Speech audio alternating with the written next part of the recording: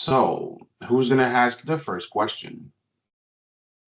First question is from Justin Dunk. Please go ahead, Justin. Coach, thanks for doing this. Just curious how the Cody Fajardo trade and signing came about, literally like from start to end, him coming from Montreal. Probably a good question to ask Ed as well. I mean, everybody knows you need two quarterbacks to win in the CFL. We had a plan to get behind Trey and build an offense around Trey. I have a ton of respect for McLeod, but just dynamic wise, it's difficult. We didn't want to have the status quo from a year before, so we decided we're building it around Trey. Then we start looking at options. What are the veteran options in the league right now? And really couldn't be more excited to add a guy like Cody Fajardo, who extremely high character, man of high character. The guy is a really high rate competitor.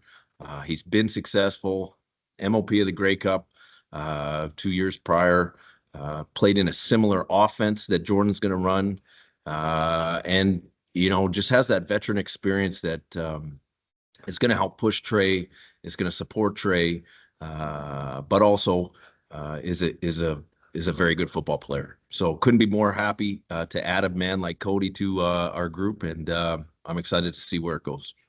Did you have conversations with Trey after he was signed just to keep him in the loop that you were going to try to go out to get a veteran backup so that it wasn't a surprise to him? Yeah, 100%. I mean, I'm an honest guy, so my players, I'm going to communicate with them at all times, and that was definitely a conversation that was had immediately before it came out. He knew where we were going. He knew what the purpose was, and it was all above board, if you want to refer to it like that.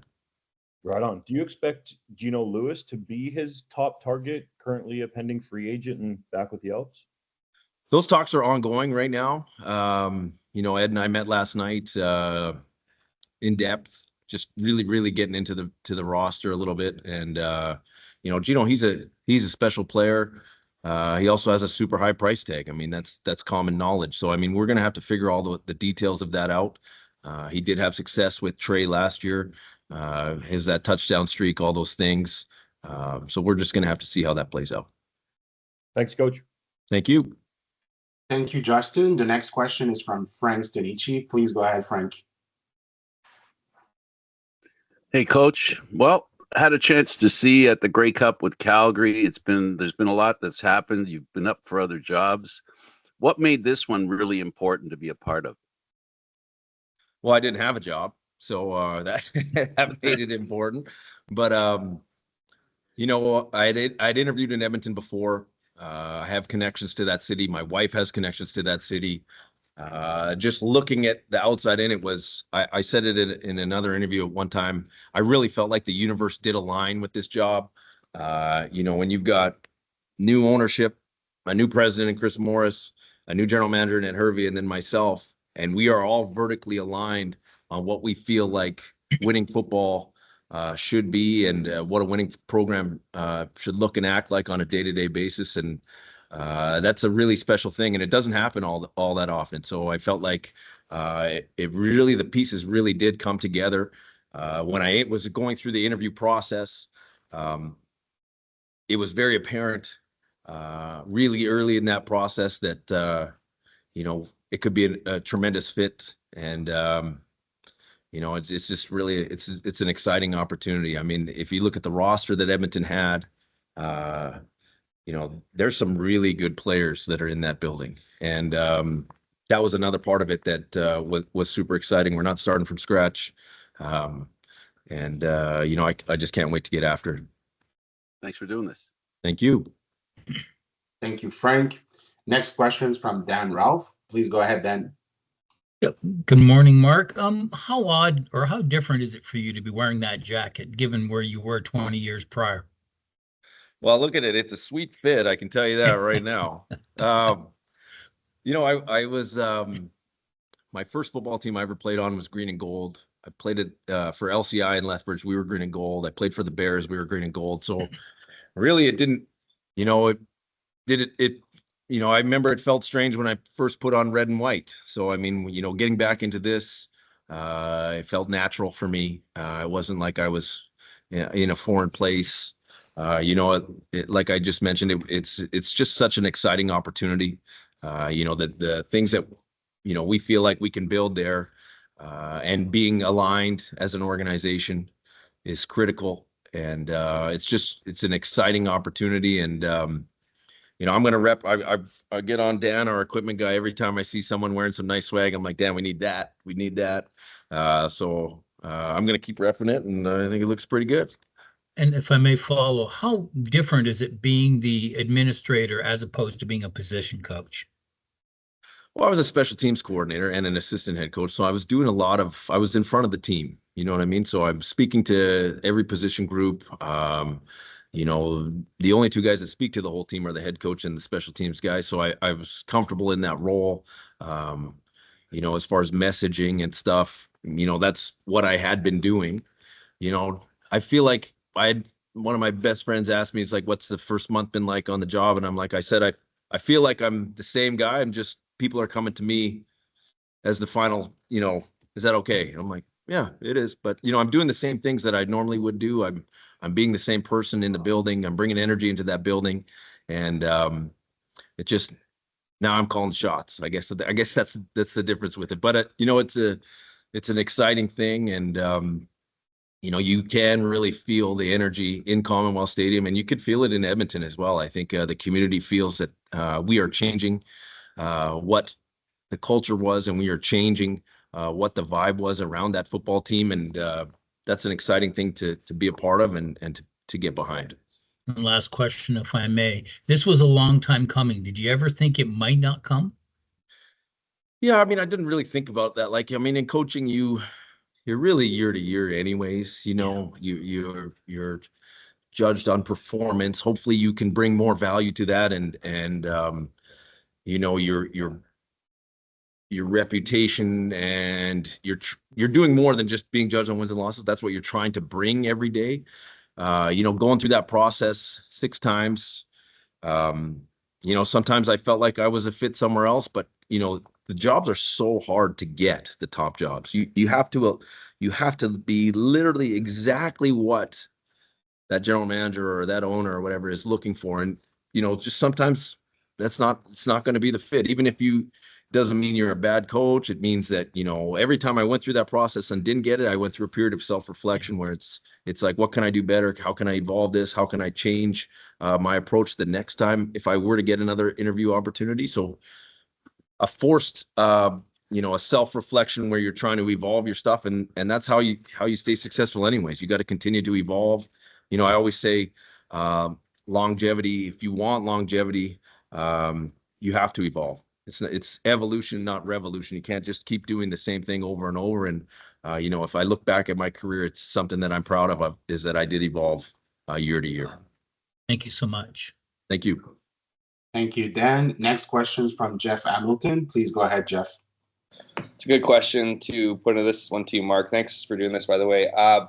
This business is a weird one and can be unpredictable at times. I'm wondering what makes you the right guy to lead the Elks into a new era and not the right guy to fix what was going on in Calgary?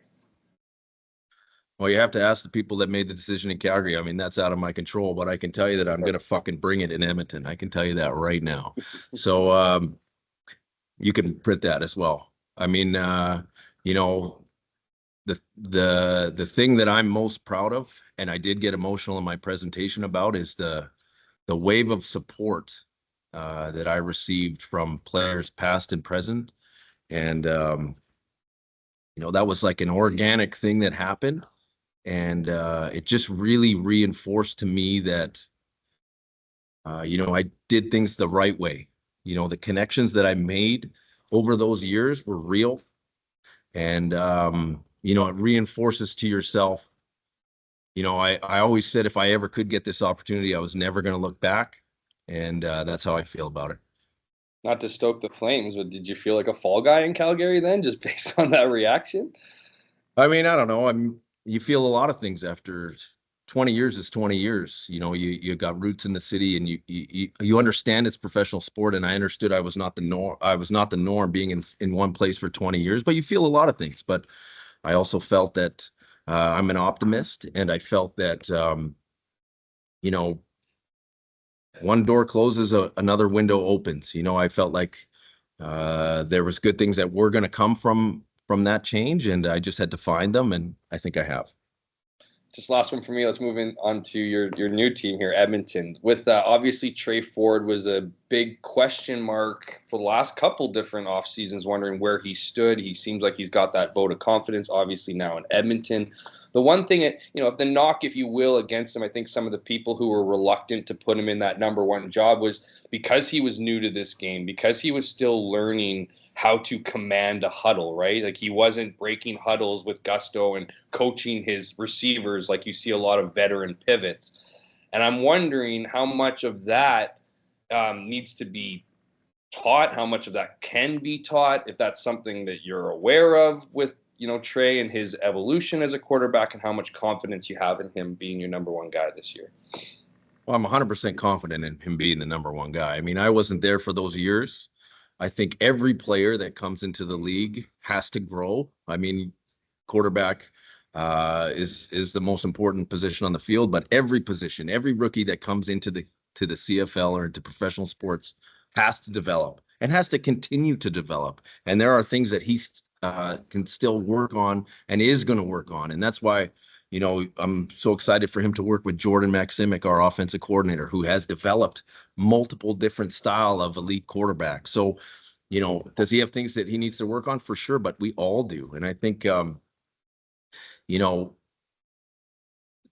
of that is growing and maturing as a player, but also as a man. He was young. He's 20-something years old when he comes out. I think back to the relationships that I've had over the years. You see these players coming out, and they're literally young and wild and young men, and then you see them grow, and you nurture that growth, and you kind of push them in a certain direction, and then they become men, and then they become family men, and then sometimes they have kids and all these things, and they get married, and they go through these real life situations. But that's part of the growth that we're going to try to nurture. We're going to support him, and we're going to get behind him as our guy, and I know the city is as well. Right on. Thanks so much. Thank you. Okay, we now have 4 questions lined up. Those are going to be the last 4 questions for Mark. So next question is from John Hodge. Please go ahead, John. Hey, Mark. John Hodge, 3 Down Nation. I had no idea that football coaches swore, so I learned that. Just one for me. When you signed in Edmonton, can you share like how many years are on your contract as head coach there? I signed a 3-year contract. Thanks, Mark. Yep. Well, that was a quick one. Next question is from Morley Scott. Please go ahead, Morley. All right, thanks for doing this. Is it tough to wait out the situation with Jake Julian? I mean, an all-star, record-setting punter last year. He's had obviously lots of NFL looks and tryouts. Is it tough to wait that out? And would you entertain thoughts of having Boris Beatty do both jobs, which he's done successfully before? Yeah, I mean, to answer the first part of your question, I mean, we have to wait it out. We're going to support him. He wants to play in the NFL. I mean, he had a look when he first came out, and now obviously he's had 6 workouts or whatever it is. I mean, he's getting a pretty thorough look. The challenge is the NFL doesn't really develop specialists, so you've got to kind of come in and take the job. So they're not going to keep guys around to develop them. It just doesn't really happen that way. So we're patient with it. Do we have a plan? Of course we have a plan. We spoke about it last night. They're every year now with the global initiative, there's very good punters coming into the CFL. I think if you look at the quality and the level of specialists over the last 10 years, maybe has dramatically improved in the CFL, more than any other position. And, Jake is a good player. We like his national status. He obviously had the year that he had. He's also the holder on field goals. So, there's a lot of important things that he does, but we're going to wait out the process and support him. And if he gets an opportunity, we're going to celebrate it. And if he comes back, we're going to put our arms around him and go to work.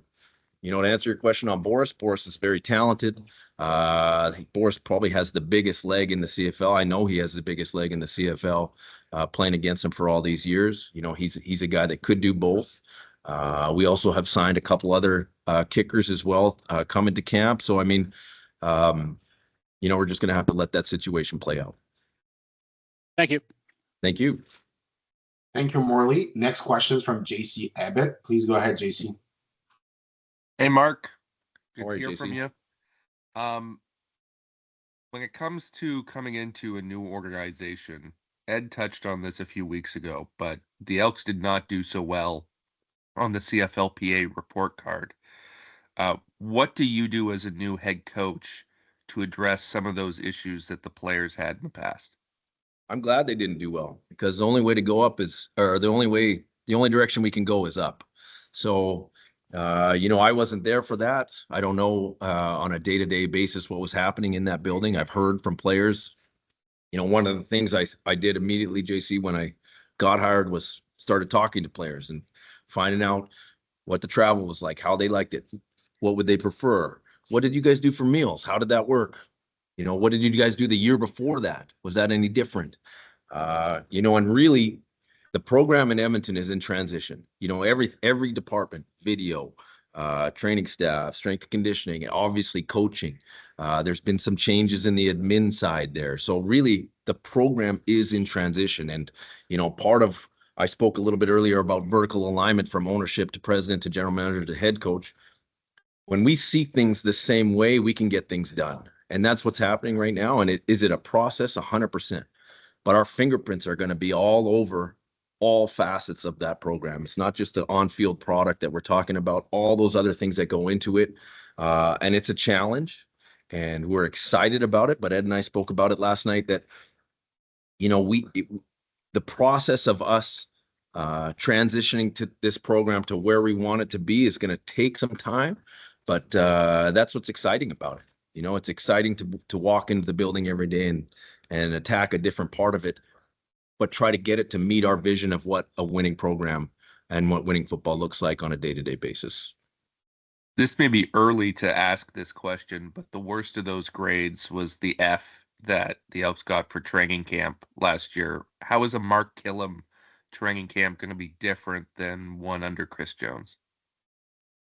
Well, I mean, again, I wasn't there, so I don't know exactly what they did, but you know, one of the strengths I feel like I've had throughout my coaching career is I can feel what the guys need and what they don't. If we need to back off, I can feel that. If we need to push a little bit, I can feel that. You know, I'm not going to try to run them into the ground. I don't believe in that. I mean, I believe, do you have to practice at tempo and practice with purpose to try to get something out of what you're doing? 100%. You've got to maximize the time that you have on field, but there's more ways to go about that. Can we add more walkthroughs? Can we add different sessions to get them off their feet? How are we structuring the day to maximize recovery? You know, and those are conversations that I'm going to have with the training staff, with the strength and conditioning staff, with our player leadership group. But the most important thing to me is that, you know, we have legs to play in the game, because that's where we need to evaluate the players the most. That's the highest importance as far as our evaluation process goes. So I'll make sure that I keep a pulse on how we're feeling and if we need to adjust from there. Thanks, Mark. Thank you. Thank you, JC. Last questions from Todd Seloff. Please go ahead, Todd. Hey, Coach. Just curious. There's been a lot of criticism come down from about division in the room in Calgary and all that stuff in the past couple of years. What's your take on that whole situation now that you're removed from it? My take is that I'm repping the double E, and that's my sole focus, Todd. I don't have a comment on it. You know, everybody that was there was working hard when they were there, but I'm focused forward on the challenge in front of me, and that's all I care about. Thanks, Coach. That's all I want to know. Thanks. Thank you.